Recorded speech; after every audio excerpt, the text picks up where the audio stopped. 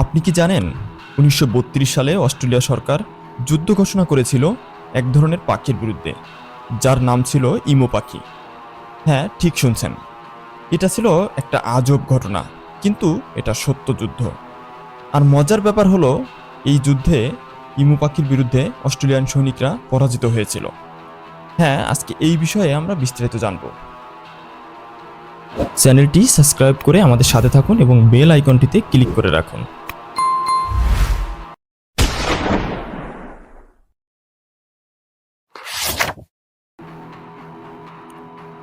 ঘটনাটা ১৯৩২ সালের।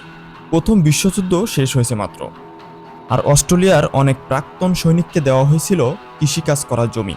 কিন্তু সমস্যা দেখা দিল ইমু পাখির কারণে। প্রতি বছর প্রায় ২০,০০০ ইমু পাখি পশ্চিম অস্ট্রেলিয়ায় ঢুকে পড়ে এবং কৃষকদের জমি তছনছ করে দেয়। তখন কৃষকরা সরকারের কাছে অভিযোগ করে। সরকার কি করলো জানেন?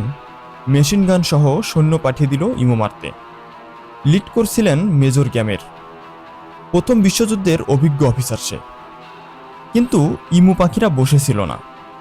তারা ছিল দলবদ্ধ, খুব দ্রুতগতির, আর বিচিত্রভাবে ছুটে পালাতো। সৈন্যরা লক্ষ্যভেদে ব্যর্থ হচ্ছিল বারবার। একবার তো ১,০০০ রাউন্ড গুলি চালিয়ে মাত্র ১০-১২টা ইমু মারা যায়। পরিস্থিতি এতটাই হাস্যকর হয়ে উঠেছিল যে এক পর্যায়ে সেনাবাহিনী পিছিয়ে আসতে বাধ্য হয়। মিডিয়া একে ব্যঙ্গ করে বলে, অস্ট্রেলিয়ান সেনাবাহিনী পরাজিত ইমু বাহিনীর কাছে। এই যুদ্ধ ইতিহাসে স্থান পায় দ্য গ্রেট ইমু ওয়ার নামে। হ্যাঁ, যুদ্ধটা শেষ হয়েছিল, কিন্তু সেটা ইমু পাখির জয় দিয়ে।